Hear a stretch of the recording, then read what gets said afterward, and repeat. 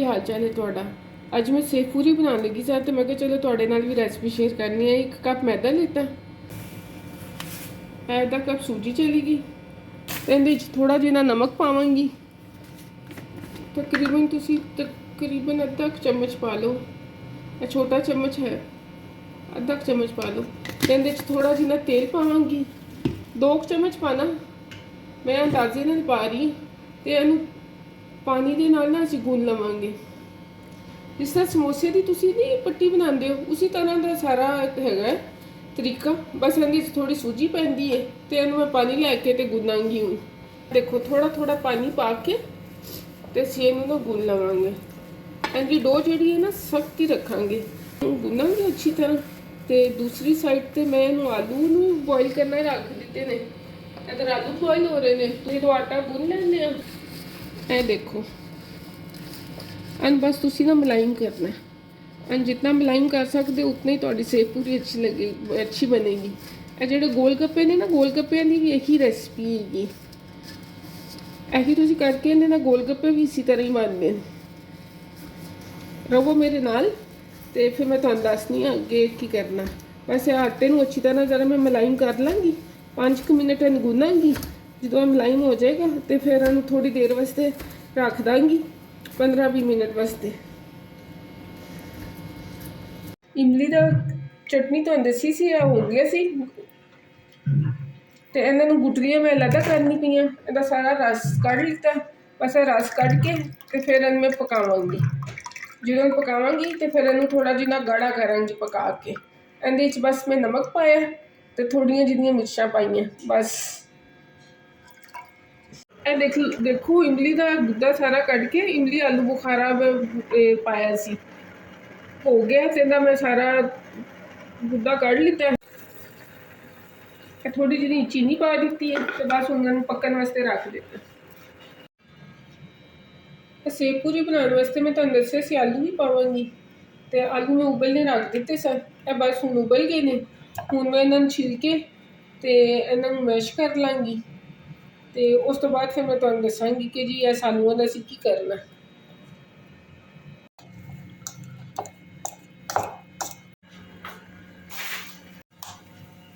ए देखो सेव पूरी का आटा हो गया जो तैयार। तो देख लो कितना नरम हैगा। अब मैं इहदे 2 पेड़े बनावांगी।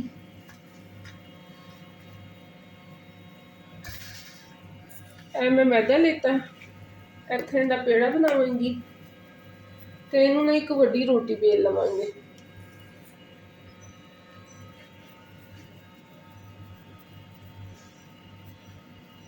दूसरे पासे मैं तेल गर्म होने वास्ते रख दिता।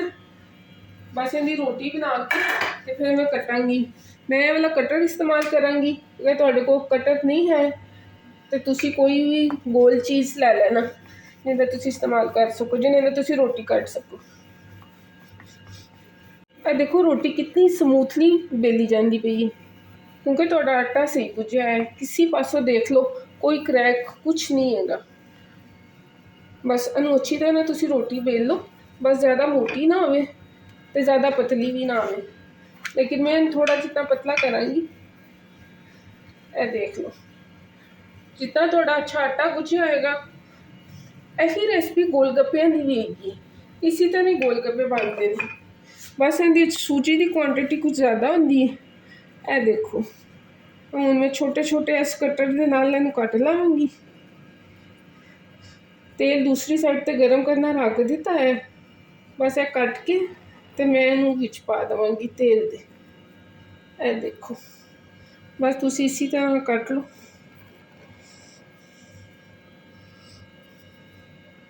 ए देखो जी ए हो गए जी। अगर तुसी गोलगप्पे बनाने हो ना तो इहनूं अगर तुसी दबा दोगे ना तो तुसी देखना फूल जाएगा। ए देखो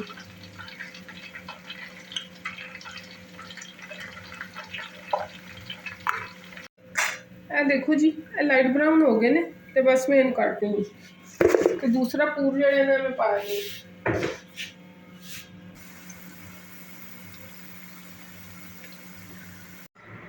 मेरे सेव पूरी के सारे लवाजमात हो गए जो तैयार। ए देख लो मैं बना दी जो पूरियाँ बना ली छोटियां छोटियां। ए आलू ਤੇ ਇਹ ਸੇਵੀਆਂ, ਇਹ ਬਾਜ਼ਾਰ ਵਿੱਚੋਂ ਆਸਾਨੀ ਦੇ ਨਾਲ ਮਿਲ ਜਾਂਦੀਆਂ। ਇਹ ਦਹੀਂ ਤੇ ਨਾਲ ਇਹ ਖੱਟੀ ਚਟਨੀ ਤੇ ਨਾਲ ਇਹ ਗ੍ਰੀਨ ਚਿੱਲੀ।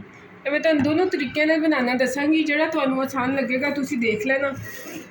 ਇੱਕ ਮੈਂ ਬਣਾਵਾਂਗੀ ਮਿਕਸ ਵਾਲਾ, ਜਿਹਦੇ ਵਿੱਚ ਜਿਹੜੀਆਂ ਸੇਵ ਪੂਰੀਆਂ ਨਾ ਸੋਗੀ ਨਹੀਂ ਆਉਂਦੀਆਂ। ਇਹ ਮੈਂ ਤੁਹਾਨੂੰ ਦੱਸਦੀ ਹਾਂ। ਸਭ ਤੋਂ ਪਹਿਲੇ ਨਾ ਥੋੜ੍ਹਾ ਦਹੀਂ ਪਾ ਦੇਵਾਂਗੇ, ਐਂਡ ਤੁਸੀਂ ਨਾ ਫੈਲਾ ਦਿਓ। ਇਹ ਚਲਾ ਗਿਆ ਦਹੀਂ। ਇਸ ਤੋਂ ਬਾਅਦ ਤੁਸੀਂ ਥੋੜ੍ਹਾ ਜਿਹਾ ਨਾ ਇਹ ਪਾ ਦਿਓ, ਗ੍ਰੀਨ ਚਿੱਲੀ ਪਾ ਦਿਓ।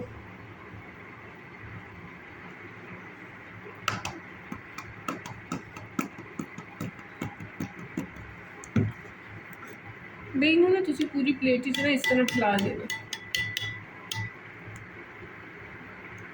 ਗ੍ਰੀਨ ਚਿੱਲੀ ਚਲੀ ਗਈ। ਇਸ ਤੋਂ ਬਾਅਦ ਇਹ ਇਮਲੀ ਦੀ ਚਟਨੀ ਚਲੀ ਗਈ। ਚਲੋ ਜੀ, ਇਹ ਹੋ ਗਿਆ। ਹੁਣ ਅਸੀਂ ਇਹਦੇ ਉੱਤੇ ਪਾਵਾਂਗੇ ਆਲੂ। ਇਹ ਚਲੇ ਗਏ ਆਲੂ।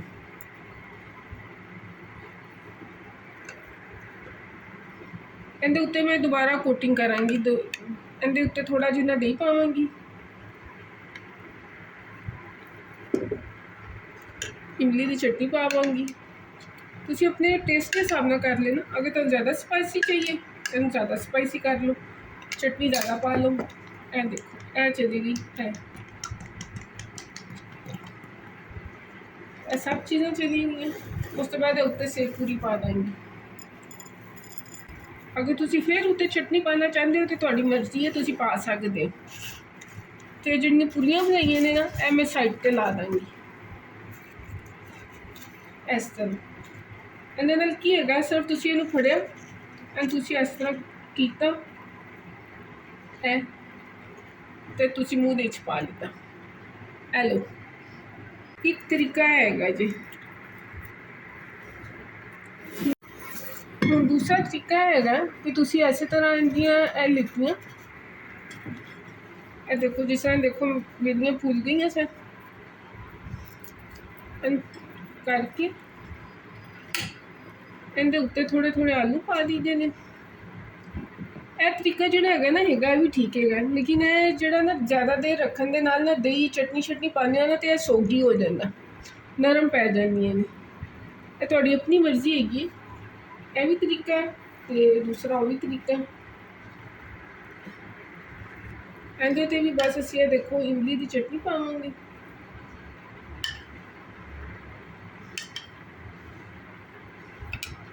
ਉਸ ਤੋਂ ਬਾਅਦ ਇਹ ਗ੍ਰੀਨ ਚਟਨੀ ਪਾਵਾਂਗੇ। ਇਹ ਹੋ ਗਿਆ ਤੇ ਇਹਦੇ ਤੇ ਅਸੀਂ ਦਹੀਂ ਪਾ ਦੇਵਾਂਗੇ।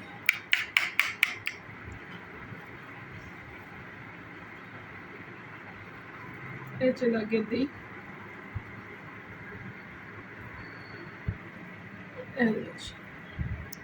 ਇਹ ਦਹੀਂ ਆ ਗਿਆ। ਜਦੋਂ ਤੁਸੀਂ ਖੁਦ ਘਰ ਵਿੱਚ ਖਾਣੀ ਹੈ ਤਾਂ ਤੁਸੀਂ ਇਹ ਤਰੀਕੇ ਨਾਲ ਬਣਾ ਸਕਦੇ ਹੋ ਫੌਰੀ ਖਾਣ ਵਾਸਤੇ। ਇਹ ਉੱਤੇ ਸੇਬ ਚਲਾ ਗਿਆ, ਸੇਵੀਆਂ ਆ ਗਈਆਂ ਜੀ ਉੱਤੇ। ਇਹ ਸੇਵੀਆਂ ਆ ਗਈਆਂ ਉੱਪਰ। ਇਹਨੂੰ ਇਹ ਇਸ ਤਰ੍ਹਾਂ ਬਣਾਉਣਾ ਨਾ ਜ਼ਿਆਦਾ ਦੇਰ ਰੱਖ ਨਹੀਂ ਸਕਦੇ, ਇਹ ਫਿਰ ਥੋੜ੍ਹੀਆਂ ਨਰਮ ਪੈ ਜਾਂਦੀਆਂ ਨੇ। ਇਸ ਤਰੀਕੇ ਦੇ ਨਾਲ ਤੁਸੀਂ ਸਾਰੀਆਂ ਸਾਈਡਾਂ 'ਤੇ ਲਾ ਕੇ ਐਵੇਂ ਕਿ ਜਦੋਂ ਤੁਹਾਡੇ ਮਹਿਮਾਨ ਆਉਣ ਤਾਂ ਤੁਸੀਂ ਇਸ ਤਰ੍ਹਾਂ ਸਰਵ ਕਰ ਸਕਦੇ ਹੋ। ਇਸ ਤਰ੍ਹਾਂ ਸਾਰਾ ਸਾਈਡਾਂ 'ਤੇ ਲਾ ਦਿਓ ਤੇ ਤੁਹਾਡਾ ਪਲੇਟਰ ਬਣ ਜਾਂਦਾ। ਇਹ ਦੇਖੋ, ਉਮੀਦ ਕਰਨੀ ਹੈ ਤੁਹਾਨੂੰ ਅੱਜ ਦੀ ਰੈਸਿਪੀ ਪਸੰਦ ਆਈ ਹੋਏਗੀ ਤੇ ਕਮੈਂਟ ਕਰਕੇ ਵੀ ਦੱਸਣਾ ਕੈਸੀ ਲੱਗੀ ਹੈ ਤੁਹਾਨੂੰ। ਤੇ ਆਪਣੀਆਂ ਦੁਆਵਾਂ ਦੀ ਇਜਾਜ਼ਤ ਰੱਖਣਾ। ਫਿਰ ਕਿਸੇ ਅਗਲੇ ਵਲੋਗ ਵਿੱਚ ਮਿਲਾਂਗੇ इंशाअल्लाह ताला। ਰੱਬ ਰਾਖਾ। हंसता रहे पंजाब, सदा वसता रहे पंजाब।